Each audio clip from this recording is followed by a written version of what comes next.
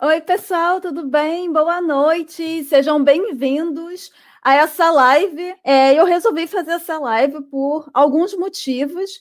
Primeiro, é uma coisa que já me incomoda há algum tempo, ou cada vez que eu vejo, né, de pessoas que vão desesperadas com sede ao pote, fazer modelagens, né? Estatísticas, ou eu acabei de aprender essa técnica, vou aplicar, e uma técnica muito famosa, muito usada em várias áreas, é a regressão. Então a pessoa vai e faz a regressão sem fazer a estatística descritiva. Então eu resolvi preparar essa live, é assim, né, uma coisa que já vem na minha cabeça, falar sobre isso, para falar a importância, por que você deve fazer estatística descritiva. É só porque eu sou uma professora de estatística e esse é o primeiro passo? Não, existem vários motivos, né? E aí, com essa live, eu queria trazer isso, né? Trazer esse assunto e falar um pouquinho sobre isso. Eu acho que é bem interessante você fazer umas análises, não só você fazer análise, mas você saber o porquê você está fazendo, né? Não basta só, eu sei que eu tenho que tirar uma média. Tá, essa é a média. Mas para que você faz isso, né? Quem é meu aluno já está por dentro desse tópico, esse tópico de estatística descritiva é o primeiro módulo de conteúdo, né, do curso, e eles já sabem, né, todas as técnicas e como calcular e tudo mais, mas eu não vou ensinar que é estatística descritiva, eu queria falar no geral, né, sobre a importância e reforçar, de repente você já sabe, mas nunca é demais reforçar ali porque que você tem que fazer essas análises que para algumas pessoas né? E eu digo isso porque, infelizmente, tem muito isso, né? Tipo, não, eu faço machine learning, não, eu faço programação, não sei o quê. E às vezes é uma coisa considerada muito simples, mas às vezes o simples é o essencial, né? Então, olha quem está na área, estatística oficial, seja bem-vinda, né? Aqui é a minha live. Obrigada por estar aqui participando, prestigiando, né? Com a sua presença aqui. Adoro o Instagram da Estatística Oficial, eu sempre falo isso, sempre vou falar. Então, vamos lá, deixa eu dividir aqui, né, compartilhar. Mas então, por que a gente tem que fazer análise descritiva? Eu vou começar essa, digamos, mini aulinha, né, essa live, falando o que não fazer, né, que é o porquê que eu resolvi trazer esse tema, né. Eu vejo por aí, né, infelizmente até em artigos publicados e online, então, em blogs, muita gente que está aprendendo e está aplicando, o que é uma coisa muito legal, é uma coisa que realmente eu recomendo, você que está estudando ciências de dados, o que quer que seja que você esteja aprendendo, você já pratica e publica online, mas infelizmente a gente vê coisa errada, principalmente quem está iniciando, né? Então, uma das coisas é a pessoa usar um método linear em dados não lineares. E um exemplo seria esse gráfico aqui. A gente pode ver como que a distribuição dos dados está, né? Ela não é linear, e se você somente colocar no computador, né, trazer num programa, qualquer programa, de Excel a Python, e falar para o programa, trace uma linha, faça, né, uma linha linear, ache um modelo linear, ele vai traçar uma linha. Mas você pode ver que isso não está certo, né? Ou pessoas que, um outro caso também, são pessoas que fazem correlação com dados que não sejam lineares, mas sim, associação, você faz esse estudo de associação para entender qual é a associação entre uma variável e outra, mas a correlação ela só pode ser feita quando a associação entre dois dados, entre duas variáveis, são lineares. Essa é uma outra coisa também que eu lembrei agora. E falando em correlação, uma outra coisa errada que eu vejo, principalmente em modelos de regressão. Aqui eu tive o modelo de regressão em foco, né? Mas eu estou falando em geral. Usar variáveis altamente correlacionadas. Pessoas analisam dados e fazem regressão sem entender as variáveis, sem medir a correlação antes, né? Primeira coisa que você tem que fazer são as análises descritivas. Esse é o meu ponto aqui. E aí a pessoa fazendo isso, o modelo ele é totalmente enviesado, e não é um modelo bonitinho, limpinho, né, você tem que, isso é uma das coisas que você tem que saber, fazer antes de você rodar o modelo. Um outro problema também que as pessoas fazem é usar qualquer gráfico para apresentar os seus dados. Os meus alunos tiveram uma masterclass na última quinta-feira, onde eu falei sobre visualização de dados e storytelling, mas até antes disso tem essa questão de você somente usar um gráfico qualquer, tem que apresentar, vou usar esse gráfico aqui sem entender o que você está fazendo. Isso é uma coisa que não se deve fazer, né? Então, por fim, seria não entender os seus dados. Você tem umas variáveis, você quer analisar, né, você tem essa pergunta, eu queria analisar isso com isso, eu queria ver se isso é independente, mas você não está ali explorando, né, os dados. E somente ou pior ainda, né, que se você tiver um chefe que pede alguma coisa para você e você só vai e faz, né, sem fazer a parte descritiva, que é a parte exploratória. Então, o que você tem que fazer? Primeiro de tudo, que eu sempre digo, namore os dados. E eu trouxe aqui uma figurinha bem bonitinha e romântica para representar o fato de namorar os dados. Opa, mas essa figurinha está muito fofinha, deixa eu só consertar um pouquinho. Agora sim. Então, namore os dados. Olhe, tenha o olhar desse rapaz para os dados, né? Realmente explore, né? Namore, entenda o que aqueles dados estão te trazendo, qual a informação que eles estão os dados te trazem, né? Assim você pode até de repente ter outras ideias. Mas espera aí, eu tive um insight aqui. Você não tem insight se você não está ali entendendo e namorando os dados. Então, o primeiro passo é você entender as suas variáveis. Primeiro, saber o que é uma variável, entender as suas variáveis e quais são os tipos delas, né? Então, o que você faz? Faz uma análise, quer dizer, você não precisa fazer análise, mas entenda se a sua variável é qualitativa ou quantitativa, se os seus dados, se as suas variáveis são discretas ou contínuas, entender as escalas de medidas das suas variáveis. Então, começa daí. Por quê? Para você não colocar variáveis qualitativas em modelos de regressão sem saber o que você está fazendo, tem um jeito para isso, mas você tem que entender.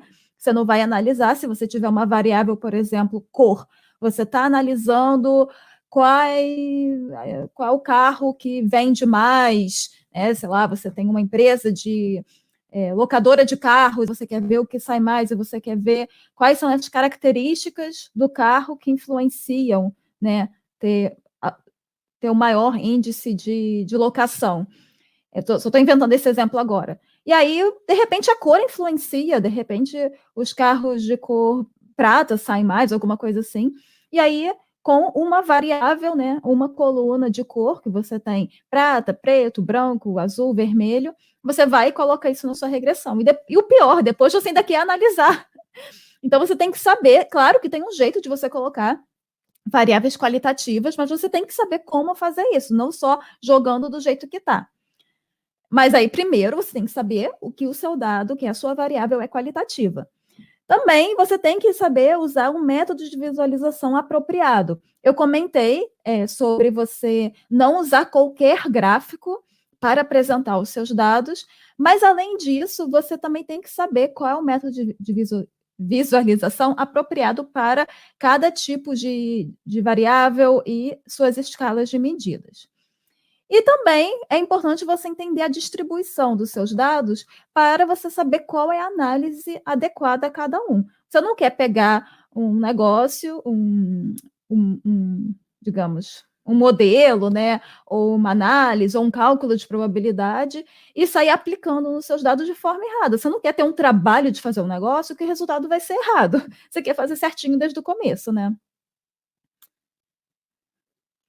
Então, aí é importante também você entender sobre a apresentação e a visualização dos dados, né? Quando os seus dados são qualitativos, quais são os tipos de gráfico que são os mais usados, né? O de pizza, quando sua variável é nominal, de barra, quando é nominal ou ordinal. E os dados quantitativos, como que você apresenta dados quantitativos? Geralmente por histograma e box plot, porque você também está mostrando a distribuição deles, a dispersão deles. E eu até falo no meu curso, né? Eu dei essa imagenzinha, que esses são alguns tipos de gráficos que algumas pessoas veem como gráficos normais, mas eles são gráficos considerados não efetivos, né? Não eficientes. Que eu, aqui num bom português, eu chamo de gráficos feios. Né? E se você tivesse nos anos 2000, de repente é ok usar, mas hoje em dia a tecnologia já avançou, apresentação, visualização de dados e storytelling. Então, por favor, não faça mais uso de gráficos assim, mesmo que eles não estejam errados, tudo na vida evolui, né? Então, a gente aprende aí, a gente teve no curso uma masterclass sobre storytelling, analisando um pouquinho mais sobre isso. Mas fica a dica, caso você não seja aluno do meu curso e esteja aqui assistindo, fica a dica você dar uma pesquisada sobre isso, porque vale muito a pena, é muito interessante.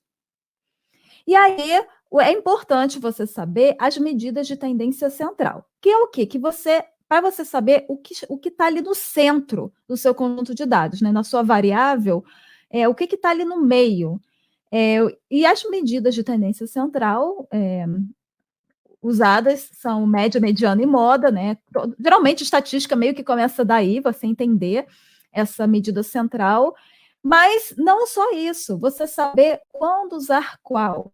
Qual é a diferença de média, mediana e moda? Quando é mais apropriado usar a média? Quando é mais apropriado usar a mediana e a moda? Por quê? Então, é importante você ter esse conhecimento, porque se você já tiver esse conhecimento a priori, ao realizar os dados, você já sabe diretamente qual é analisar.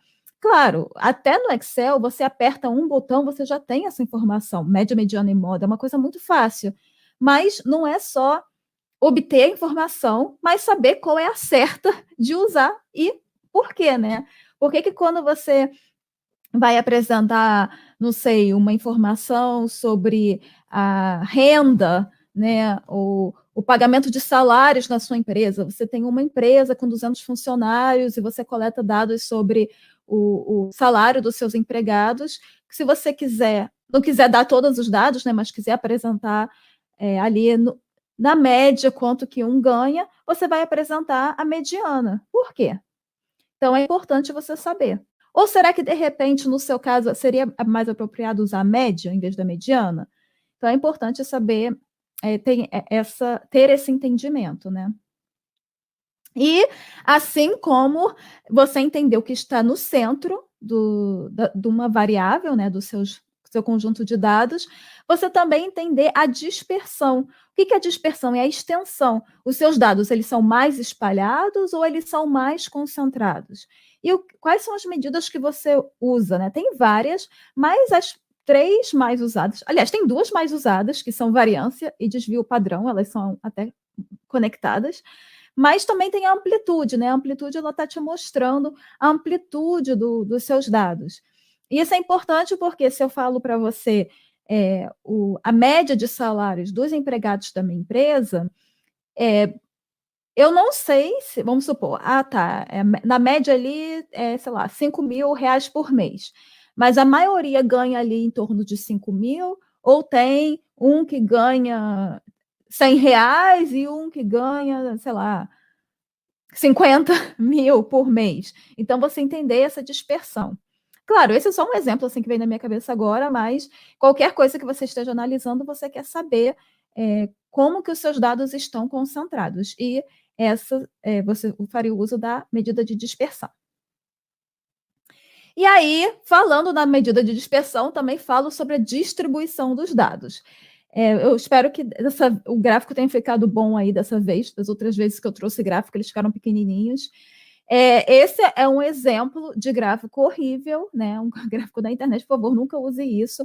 Eles são casos de Covid nessa cidade, diários. Então, você tem aqui por dia, o gráfico, eu sei que ele não está muito grande, está um pouquinho embaçado, mas até eu que peguei o gráfico original, claro, eu achei na internet, eu não consigo ver as datas. Aqui eram para ser datas, e aí você tem o quê? Como que eu vejo isso, gente? Olha só, eles usaram, sei lá, quem inventou esse gráfico, a escala de 0 a 4.500 e todos eles estão menos de 500. Mas por que isso, sabe? Então, esse é um exemplo de um gráfico horrível e que não está mostrando a distribuição do jeito que deveria estar. Mas aí, como que se deve usar? Uma das formas, se você tem dados quantitativos, é você usar o histograma. O histograma é algo como essa figurinha aqui, né? Ele já fica mais concentradinho em blocos, ele já te dá, né, mais informações. Você tem a frequência com que os seus dados aparecem. E também é importante você saber a simetria. Porque muitas análises estatísticas, como, por exemplo, a inferência estatística, ela se baseia no fato de que os dados têm uma distribuição normal. A distribuição normal é uma distribuição simétrica. Então, você tem que entender como que seus dados estão distribuídos, porque se eles forem assimétricos, você não pode garantir o pressuposto da distribuição normal para algumas análises. Então, você vai ter que fazer ou uma modificação, ou você vai ter que usar um outro tipo de análise, você tem que fazer alguma coisa diferente aí, você não pode só usar ali o que está na receita, porque os seus dados, eles não se adequam. E aí, também, uma outra forma é o box plot, né, que é um outro jeito de você ver a distribuição dos dados, mas o box plot, aqui eu tenho um exemplo de 2 box plots, você também consegue ver aonde que está a mediana, o menor e o maior valor dos seus dados, enquanto aqui, por exemplo, deixa eu só voltar, aqui eu não sei qual é o menor e o maior valor, mas eu tenho uma noção da distribuição. Agora aqui eu já sei. Além disso, uma coisa muito importante que o Boxplot me mostra são os outliers. O que são outliers? São valores muito fora,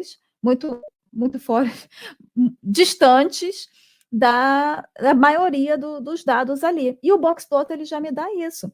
E mesmo que eu não analise o Boxplot, eu tenho um jeito de calcular, né? Eu posso somente selecionar meus dados e fazer uma análise de Boxplot, ou eu posso calcular na mão, né, entre aspas, a partir de que valores eu posso considerar um outlier. E aí você tem que ter esse entendimento, porque você pode ter um dado que ele está mais distante ali, você pode ter uma observação que está mais distante ali dos seus dados, e aí você considera um outlier, mas na verdade não é. Então você tem que ter cautela com isso, porque de repente você tem realmente muita dispersão, por isso que é importante saber sobre a dispersão, e esse valor que você acha que é longe, ele não chega a ser considerado um outlier. Ou, por outro lado, você pode ter dados bem concentradinhos e um valor que está um tico mais distante, mas ele já é considerado um outlier. Então, é importante entender isso e saber, ou até às vezes você tem um outlier que é um erro, você pode ter um outlier que é somente você pode ter muitos dados que eles formam uma aglomeração de outliers, e aí você tem que saber o que você faz. Você retira para poder analisar os dados?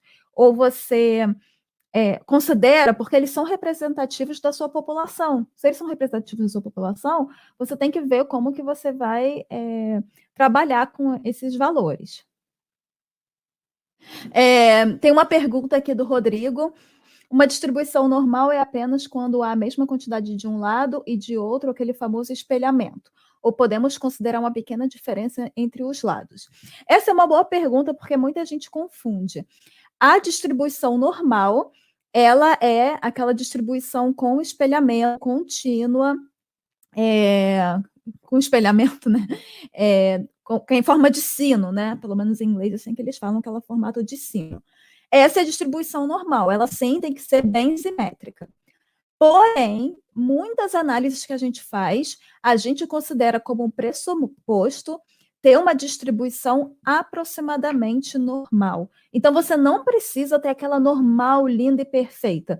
Se você já tiver ali próximo o suficiente, existem testes para isso, que você que é aluno do meu curso, você passando esses testes, tá ok, você pode utilizar, tá? Então, não precisa ser perfeito, até porque, principalmente quando a gente tem uma enorme quantidade de dados, né, ou dados que não são, assim, da natureza, eles não têm aquela distribuição normal. Bem, então vamos lá, para a correlação. A correlação ela é muito importante de você ela é importante para você entender, porque, como eu falei no começo até, né, existem algumas análises que você não pode fazer se os seus dados forem altamente correlacionados. Mas o que é uma correlação? Ela descreve a direção e o grau de relação entre as variáveis. Lembrando também que a correlação, ela, por definição, né, ela dá a associação linear entre as variáveis, tá bom? E aí, opa!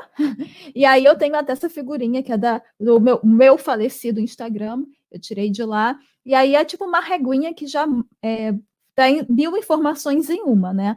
Quando você tem um coeficiente de correlação, quando a correlação é positiva, quando ela é maior que zero, é negativa, quando é menor que zero, é uma coisa bem direta ao ponto, né? Ou quando ela é bem próxima de 1 e menos 1, ela é forte. Se ela for bem próxima a zero, ela é fraca. Ou seja, você tem uma correlação de 0,09, né? 9%. Então, ela é uma correlação bem fraca. Se você tiver uma correlação de 0,62, ela já é moderada. Menos 0,93, ela é bem forte negativa. Então, você tem aquela relação entre as variáveis. E o que é uma correlação positiva? Quando uma cresce, a outra também cresce. Negativa, quando uma cresce, a outra diminui. Elas são altamente associadas, mas o fato de uma crescer faz com que a outra diminua. E a correlação ela é uma medida muito simples, mas ela é muito, muito útil e aplicada em várias áreas. E aí eu também trouxe os meus gráficozinhos, né, de correlação, como que eles parecem, né? Porque ao fazer a correlação, não só você tem que olhar o coeficiente, mas também olhar o gráfico, sempre olhe o gráfico. Então, a correlação positiva perfeita, que seria igual a 1, seria essa setinha indo para cima, né? Essa associação linear 100%. Alta seria 90%, ela já não é uma linha reta, mas os dados são formam praticamente uma reta, né? Moderada, já está ali mais espalhadinho, mas ainda assim, você vê a direção. Não tem correlação quando você não sabe como desenhar uma linha, né? Se eu fosse traçar uma. Aqui é fácil traçar uma linha indo para cima. Aqui eu não sei, é uma linha assim, é uma linha assim. Quando você fica na dúvida como que você desenharia a linha, certamente não há correlação. E aí a correlação negativa, ela está indo para baixo, essa seria a moderada, essa seria forte, bastante forte, negativa também, essa seria a perfeita. Essas aqui, na vida real, é praticamente impossível de ver, os dados eles nunca estão tão perfeitamente correlacionados, mas às vezes isso é uma coisa muito positiva, porque se os nossos dados forem altamente correlacionados, algumas análises a gente não pode fazer. E, por outro lado, existem algumas análises que a gente faz quando os nossos dados eles são altamente correlacionados, né? Que é a famosa multicolinearidade. E é principalmente usada, eu acredito que é principalmente usada em marketing, mas é muito usada em outras áreas também. Algumas análises como análise fatorial, ou o PCA, né, que é o Principal Components Analysis, e você faz isso, você justamente faz uma análise para agrupar variáveis com correlação alta. Então, é muito interessante, mas no geral, você não quer ter duas variáveis com correlação muito alta para um modelo, principalmente se o seu foco for ciências de dados, essa parte de modelagem, machine learning, você tem que ter esse entendimento da correlação aí. E não é tão complicado, né? Eu gosto muito da correlação. Então, com isso, eu dou, assim, essa pequena introduçãozinha, né? Na verdade, nem uma introdução, mas eu queria dizer para vocês os tópicos da estatística descritiva e por que a importância, né, em modelagem e outros assuntos mais para frente, né? Você namorar os dados, você explorar os dados, e eu falo sobre isso mais a fundo no meu curso. E agora temos um momentinho de dúvidas. É outra live curtinha, mas se vocês quiserem contribuir aí ou ter alguma dúvida, pode me perguntar. Mais uma pergunta aqui. O que normalidade dos dados quer dizer e para que servem, quando e como usar? Então, normalidade dos dados, quando as pessoas falam, né, um dado com dados normais, significa com a distribuição normal. O que é uma distribuição normal? Quando os seus dados são contínuos, quando você tem uma variável contínua, e os dados são distribuídos dessa forma, né? Ele faz uma curva normal, que chama de curva de sino, assim, simétrica.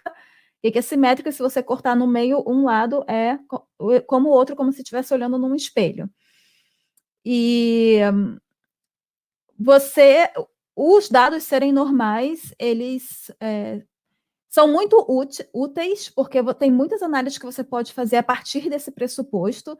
Quando você sabe que os seus dados são normais, você, com somente duas informações, com somente dois parâmetros, que é a média e o desvio padrão, você já consegue entender várias coisas sobre os seus dados e a distribuição dos dados.